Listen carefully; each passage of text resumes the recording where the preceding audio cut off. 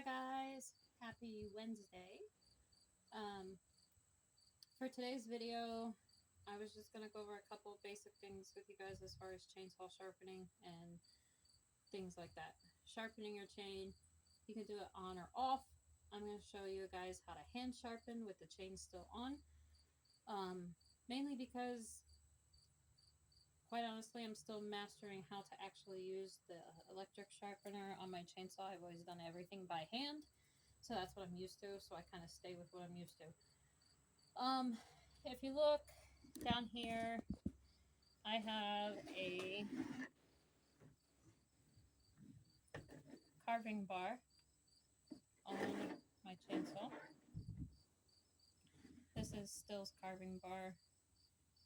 It's actually the kit that came for the saw. So if you didn't know this, each make and model has a different carving bar setup. The carving bar will be the same for the most part, but then there's going to be a different chain size. You will most likely have to change the sprocket and the clutch when you change that out. So anyway, on this one, this was my backup saw. So I had to take the full bar off of it, the longer bar off of it, and change the sprocket and the clutch in it. Put the carving bar on. Comes with a different size chain than normal. Your bar is a thinner profile than the others. So anyway, typically on all your chains, when you get them, you will have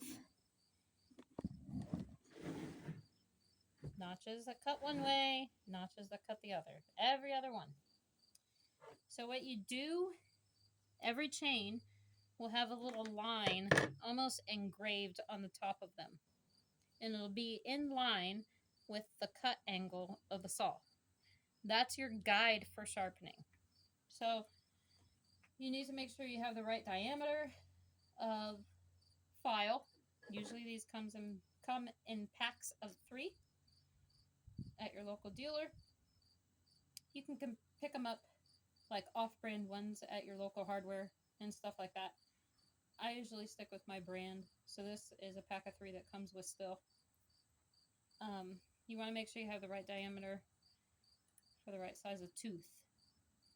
So typically what I like to do is I come behind, and the line will show you what line to follow with your file.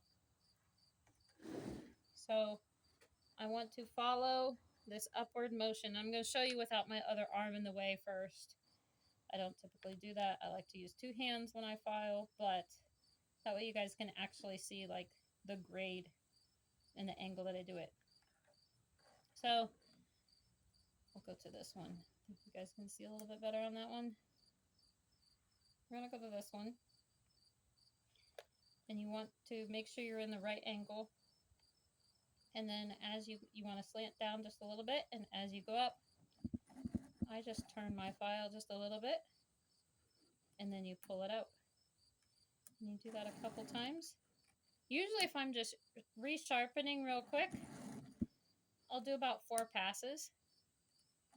If I'm really trying to sharpen, then I just do it until the file actually comes out nice and smoothly and sliding the way it's supposed to be, nice and smooth. So I typically have one hand on the tip and the other hand kind of pushing my file.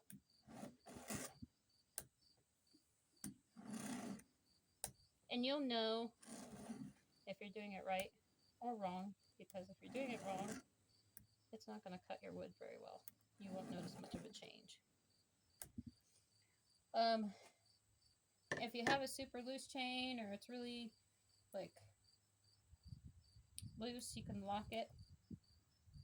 Just lock your saw or lock your chain while you're sharpening. That way it doesn't move when you slide back and forth. And then when you're done, I usually do all the same angles of the teeth all the way across the top. Pull my brake back, slide the chain to the end, start back, do them all again, lock it, and then unlock and slide it more until you've gone all the way around. And then it's the exact same thing for the other side. But the other side you would obviously flip and do it at the other angle, like that. But you want to make sure you stay in the angle that that line shows on the top of your tooth, or on top of the teeth of your chain. And just make sure you're sliding up nice. Obviously, if there's a lot of glitches, you want to kind of keep the file going through and do it several passes until it goes through without glitching. Hopefully this helps. Have a good day.